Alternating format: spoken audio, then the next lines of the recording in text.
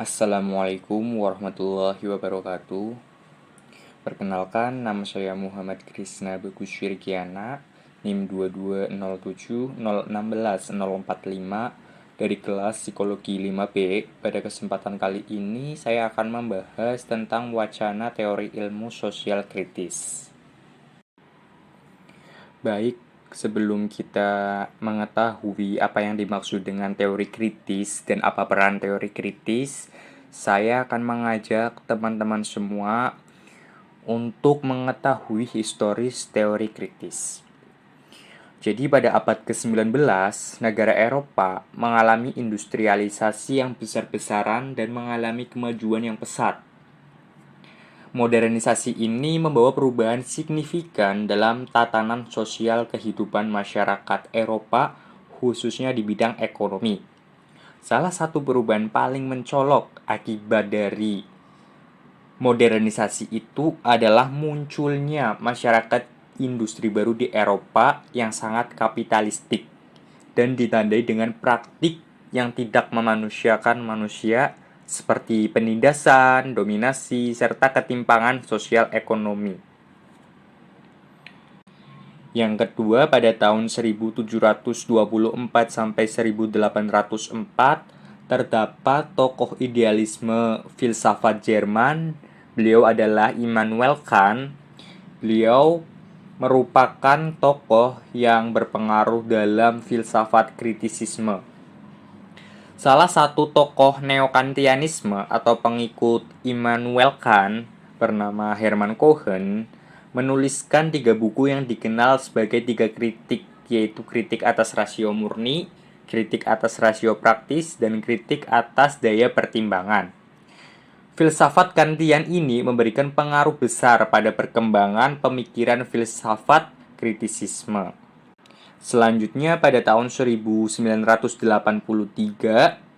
Max Horkheimer dari Mazhab Frankfurt ini adalah orang pertama yang memperkenalkan teori kritis. Dalam pandangan beliau, teori kritis bertujuan untuk membebaskan manusia dari situasi yang memperbudak mereka akibat dari sistem kapitalisme yang sangat merugikan kebebasan dan kemerdekaan manusia. Teori sosial kritis berpendapat bahwa tidak mungkin menciptakan tatanan sosial yang bebas dan adil jika kehidupan manusia masih dikendalikan oleh kekuatan eksternal atau dominasi sistem pemerintahan kapitalis seperti patriarki, rasisme, dan dominasi atas alam. Selanjutnya mengenai latar belakang munculnya teori kritis. Teori kritis ini muncul karena adanya ketidakseimbangan dalam suatu sistem yang sering disebut sebagai sistem ketidaksetaraan struktural dalam masyarakat, terutama masyarakat barat yang berada di bawah sistem kapitalisme. Teori kritis ini mengkritisi status quo dan berbagai bentuk penindasan yang terjadi di dalam masyarakat. Teori ini digunakan sebagai alat untuk menentang praktik-praktik ketidakadilan atau ketidakmanusiaan yang terjadi akibat dari sistem kapitalisme yang sangat merugikan manusia. Pembangunan ekonomi kapitalisme barat yang dilestarikan melalui teori positivisme modernisme menurut Marx sebagai orang pertama yang memperkenalkan teori kritis justru menimbulkan kontradiksi, dominasi, dan penindasan. Asumsi dasar teori kritis. Menurut Solahuddin 2020, teori kritis didasarkan pada beberapa asumsi dasar berikut. Yang pertama, manusia pada dasarnya adalah individu yang memiliki kebebasan dan otonomi. Artinya, kebebasan ini memungkinkan manusia untuk mengembangkan pengetahuan dan atas bantuan rasionalitas pikiran mereka mampu menciptakan perubahan sosial yang lebih ideal. Yang kedua, sikap netralitas yang diusung oleh teori tradisional positivisme dalam ilmu pengetahuan dianggap sebagai ilusi belaka dalam konsep ilmu sains. Karena munculnya teori kritis adalah sebagai kritik atas teori positivisme yang kurang memihak kepada kebebasan manusia. Jadi, teori positivisme dianggap sebagai ilusi belaka atau tidak ideal dengan hak manusia sebagai makhluk hidup. Yang ketiga, teori kritis menolak pandangan dari positivisme yang menganggap realitas sosial hadir secara alami dan apa adanya. Sebaliknya, justru teori kritis ini berpendapat bahwa realitas sosial adalah proses dari dialeksis dan konstruksi yang melibatkan individu serta berbagai aspek kehidupan yang saling berkaitan dan kompleks. Yang keempat, sejarah perkembangan manusia dilihat sebagai upaya manusia untuk membebaskan diri dari belenggu alam. Perkembangan ini menunjukkan bagaimana ketergantungan manusia pada alam dapat dikurangi menuju kebebasan sejati. Sejarah kemajuan masyarakat tidak berjalan secara linear, melainkan melalui proses dialektis. Makna dialektis ini mengacu pada proses interaksi atau pertentangan antara dua hal yang berlawanan yang kemudian menghasilkan suatu pemahaman atau keadaan baru. Konsep ini berasal dari filsafat Hegel. Beliau merupakan salah satu tokoh yang juga berperan dalam teori kritis selain Mark Horkheimer.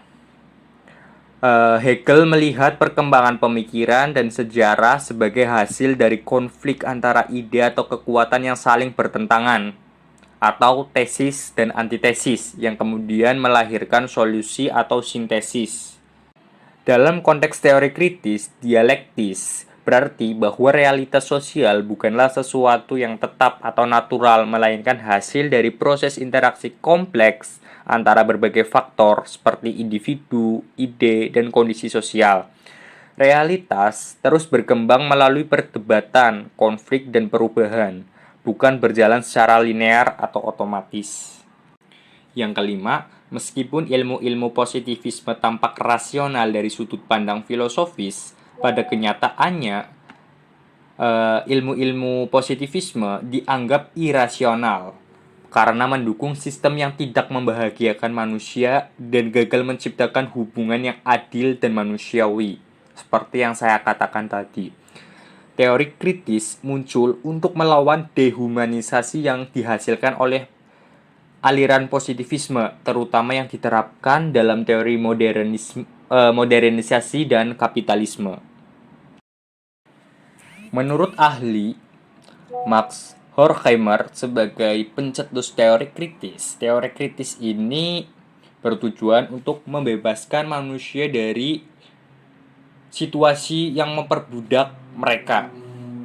Karena Max Horkheimer ini melihat sistem kapitalisme yang tidak sehat, di mana manusia dirugikan secara fisik maupun psikologis. Maka dari itu, Max Horkheimer ini mencetuskan teori kritis sebagai bentuk pertentangan dari sistem kapitalisme yang diindahkan oleh aliran positivisme.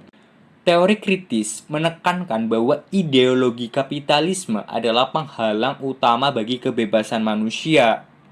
Padahal dengan potensi kebebasannya, manusia justru mampu menjadi subjek yang dapat mempengaruhi dan mengubah struktur untuk menjadi lebih ideal. Bagaimana sih karakteristik dari teori kritis ini?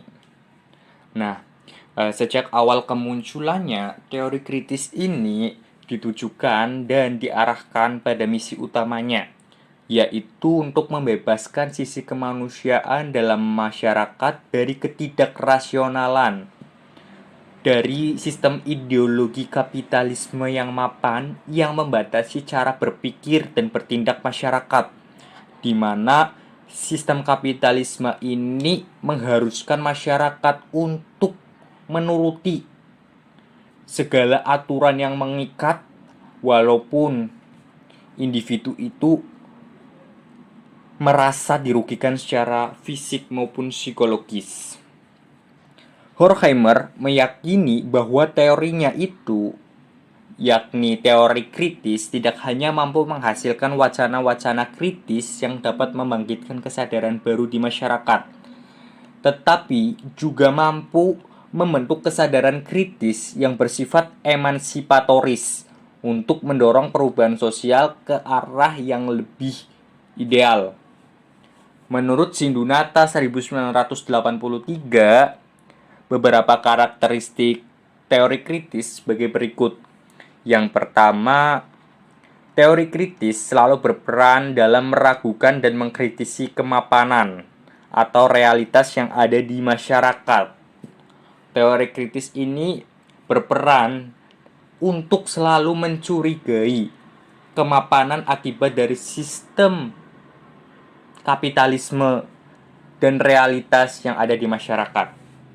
Yang kedua, teori sosial kritis selalu menempatkan realitas sosial dalam konteks sejarahnya. Artinya, teori ini selalu berpijak pada proses historis masyarakat secara menyeluruh. Berbeda dengan teori positivisme, di mana teori ini itu lebih subjektif daripada memikirkan peradaban masyarakat luas. Yang ketiga, teori kritis tidak memisahkan antara teori dan praktis. Keduanya saling terikat dalam hubungan yang simbiosis dan saling menguntungkan. Keberpihakan teori kritis pada nilai-nilai keadilan dan kemanusiaan dapat mendorong manusia atau individu untuk hidup lebih selayaknya menjadi manusia. Karena itu, teori kritis hadir dalam rangka membangun kesadaran kritis masyarakat secara intelektual. Realitas sosial yang ada harus mampu menyadarkan bahwa dirinya dan masyarakat berada dalam kondisi dan belenggu serta kerangkeng sistem kapitalisme yang menistakan dan penuh dengan ketidakadilan. Selanjutnya, dengan membangun sikap emansipatoris, yakni setelah kesadaran kritisnya terbangun dan terbentuk, akan dilanjutkan dengan sikap dan tindakan emansipatoris, yakni melakukan sesuatu secara aktif dan baik secara personal maupun kolektif untuk merubah dan menghilangkan struktur yang menindas tersebut.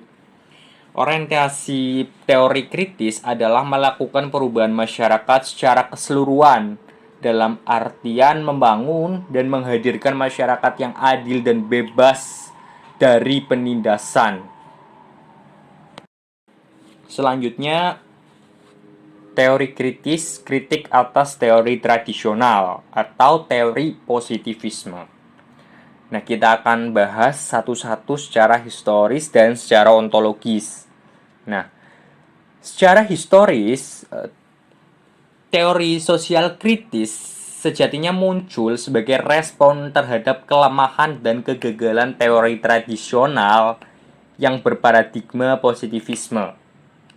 Nah, pertama, positivisme cenderung melihat kehidupan manusia sebagai sebuah proses alamiah. Sementara teori kritis justru lebih suka memusatkan perhatiannya pada aktivitas manusia. Baginya manusia adalah makhluk otonom yang memiliki daya dan cara-cara untuk mempengaruhi struktur sosial. Singkatnya, positivisme dianggap teori kritis terlalu mengabaikan peran aktor. Dalam hal ini, manusia cuma dianggap sebagai objek, bukan subjek. Yang kedua, positivisme dianggap terlalu bersifat konservatif dan tidak mampu menentang sistem yang ada. Yang ketiga, menganggap adanya metode ilmiah yang dapat diberlakukan pada seluruh bidang kajian dan bersifat netral. Positivisme ditentang oleh teori kritis karena positivisme dinilai mereifikasi atau mentuhankan atau membendakan dunia sosial dan memeliharanya sebagai proses netral, mengabaikan peran aktor. Sedangkan secara ontologis, teori tradisional menjadikan aspek kebebasan manusia sebagai bagian terpenting dalam diri manusia menjadi hilang. Kebebasan manusia sudah termakan oleh sistem kapitalisme. Mengikuti pemikiran Kantian, Horkheimer ingin menyatakan bahwa teori kritis pada dasarnya juga dalam rangka untuk menemukan atau mengembalikan hak dasar manusia, yakni kebebasan atau otonomi. Gagasan ini yang ingin diperjuangkan dalam sekolah Frankfurt. Horkheimer menyatakan bahwa perjuangan sekolah Frankfurt dalam menebar teori kritis adalah tentang adanya kebenaran, rasionalitas, kemanusiaan, kebersamaan, penghormatan, dan martabat manusia yang melampaui keyakinan ideologis dan kepercayaan. Karena itu, atas dasar alasan di atas, Horkheimer berkeyakinan bahwa karena teori tradisional bersifat ideologis tidak mungkin menjadi teori emansipatoris, di mana teori ini berusaha mengembalikan kemerdekaan dan masa depan manusia yang telah direnggut oleh teori positivisme yang dipraktikkan sistem kapitalisme. Sebaliknya, teori tradisionalisme hanya melestarikan dan membenarkan keadaan yang ada atau status quo-nya.